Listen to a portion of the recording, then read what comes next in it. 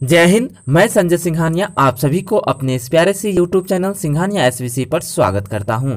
तो आज इस वीडियो में हम बताने वाला हूं आप लोगों को क्लास 10th बायोलॉजी का मोस्ट VVI सब्जेक्टिव क्वेश्चन के बारे में जानेंगे। तो चलते हैं इस वीडियो को शुरू करते हैं। तो वीडियो शुरू करने से पहले अगर आप मेरे चैनल पर नए होंगे तो प्लीज़ मेरे चैनल को सब्सक्राइब कर लें। तो चलते हैं आज का क्वेश्चन शुरू करते हैं। क्वेश्चन नंबर 31, मादा जनन तंत्र का नामांकित चित्र बनाएं। तो मादा जनन तंत्र का नामांकित चित्र बनाएं, आप लोग प्रैक्टिस कर लीजिएगा, भारतीय भवन के बुक में मिल जाएगा। नेक्स्ट क्वेश्चन हम लोग देखते हैं। वो क्वेश्चन है कि हम यह कैसे जान पाते हैं कि जीवाश्म कितने पुराने हैं। तो हम लोग कैसे जान पाते हैं कि जीवाश्म कितने पुराने हैं, इसका आंसर हम लोग देखते हैं। तो कार्बन डेटिंग पद्धति, कौन सी पद्धति है वो?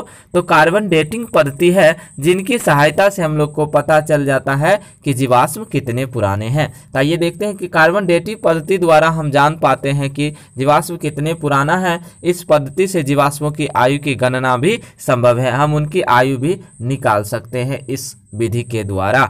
अगला क्वेश्चन है क्वेश्चन नंबर 33, ओजोन परत की क्षति हमारे लिए चिंता का विषय क्यों है। तो ओजोन परत का क्षति जो हमारे लिए चिंता का विषय क्यों है, इसका आंसर हम लोग देखते हैं। तो ओजोन परत की क्षति हमारे लिए चिंता का विषय है क्योंकि CFC से ओजोन स्तर का क्षय हो रहा है। उस दिन भी हम बताए थे इससे पिछले पार्ट वाला वीडियो में कि CFC का पूरा नाम क्या होता है, क्लोरोफ्लोरोकार्बन होता है, और इन्हीं के सहायता से हमारा ओजोन परत जो क्या है क्षय हो रहा है, यानी घट रहा है।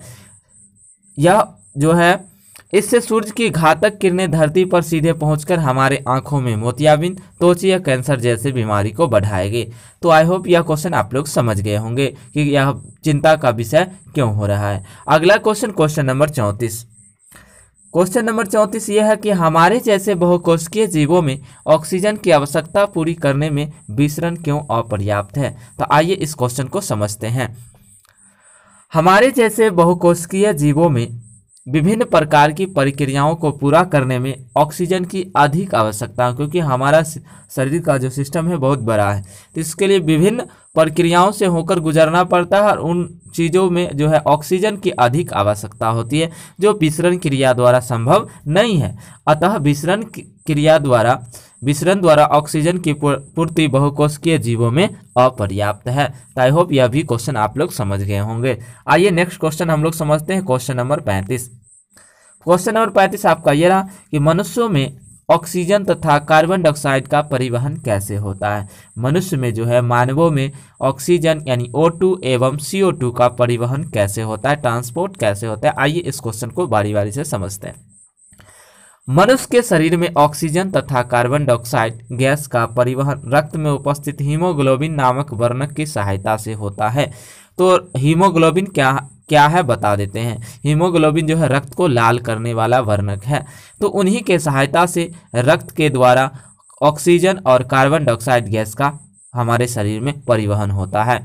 यह वर्णक फेफड़ों में वायु कोश में उपस्थित वायु से ऑक्सीजन को ग्रहण कर इसे शरीर के विभिन्न कोशिकाओं में विसरित कर देता है। यह क्या कर देता है, फेफड़ों से वायु कोश में उपस्थित वायु से ऑक्सीजन को ग्रहण कर और शरीर के विभिन्न कोशिकाओं में बांट देता है। पुनः यह उपापचय क्रिया के बाद उत्पन्न कार्बन डाइऑक्साइड गैस को ग्रहण कर रक्त परिवहन के द्वारा फेफड़ों तक पहुंचाती है। फेफड़ा द्वारा इस कार्बन डाइऑक्साइड गैस को शरीर से बाहर निकाल दिया जाता है। तो इस तरह से मानवों के शरीर में ऑक्सीजन तथा कार्बन डाइऑक्साइड का परिवहन होता है। आइए नेक्स्ट क्वेश्चन को हम लोग देखते हैं। आपका नेक्स्ट क्वेश्चन ये रहा, क्वेश्चन नंबर 36।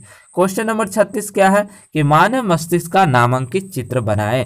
तो आप लोग बुक्स की सहायता से मदद से आप लोग इसका चित्र भी बना लीजिएगा। अगर चित्र बनाने में कोई परेशानी होगी तो मैं अगले वीडियो में चित्र बनाकर भी दिखा दूंगा।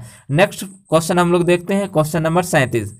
DNA की प्रतिकृति बनाना जनन के लिए आवश्यक क्यों है। अथवा इसी क्वेश्चन को दूसरे अंदाज में पूछा जाता है कि DNA प्रकृति का प्रजनन में क्या महत्व है। इन दोनों क्वेश्चन का आंसर एक ही होगा।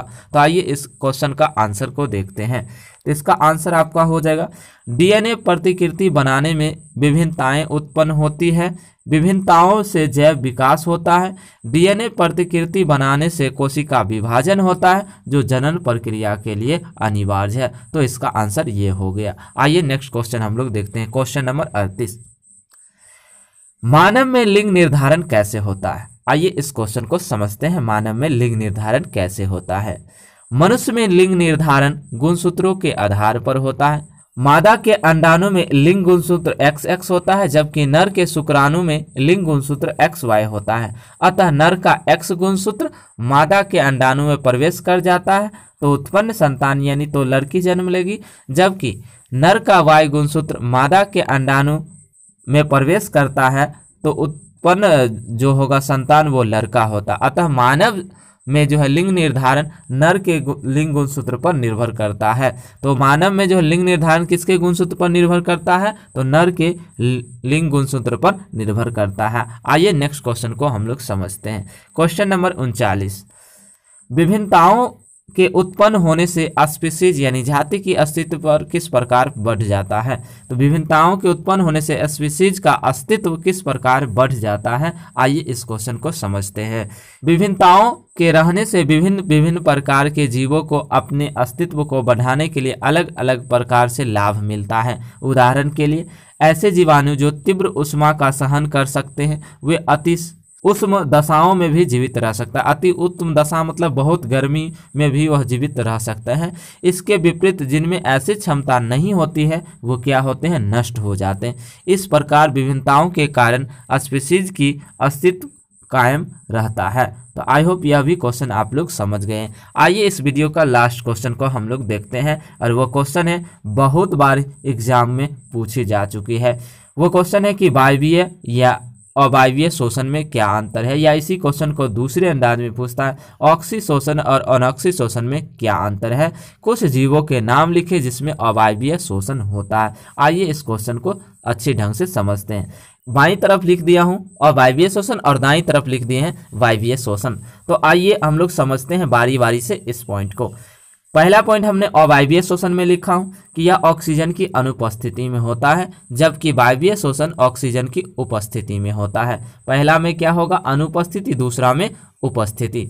आइए दूसरा पॉइंट हम लोग देखते हैं अवायवीय शोषण का। यह कोशिका द्रव में होता है तो और वह क्या होता है? वायवीय शोषण माइटोकॉन्ड्रिया में होता है। आइए तीसरा पॉइंट हम लोग समझते हैं। यह पहले होता है और यह क्या होता है? बाद में होता है वायवीय शोषण। चौथा पॉइंट अवायवीय शोषण, इसमें उत्पाद पायरुवेट, इथाइल अल्कोहल इत्यादि होता है, जबकि इधर जो है वायवीय शोषण में उत्पाद जो है सामान्यतः कार्बन डाइऑक्साइड होता है। लास्ट पॉइंट हम लोग देखते हैं कि इसमें कम ऊर्जा मुक्त होता है, जबकि इसमें अधिक ऊर्जा मुक्त होती है वायवीय शोषण में। आइए अवायवीय शोषण के विभिन्न प्रकार के जीव जंतुओं के बारे में जानते हैं। तो अवायवीय शोषण विभिन्न प्रकार के कवक जीवाणुओं में होता है। मुझे विश्वास है कि आप लोग सभी क्वेश्चनों को अच्छे ढंग से समझ गए होंगे। तो अच्छे ढंग से समझ गए हो तो प्लीज़ अपने से नए स्टूडेंट को यह वीडियो शेयर करें ताकि उन्हें भी बोर्ड एग्जाम में कोई भी परेशानी का सामना नहीं करना पड़े, क्योंकि मैं इस अपने चैनल पर फ्री एजुकेशन आप लोग को दे रहा हूं। तो चलते हैं, अगले वीडियो में मिलते हैं।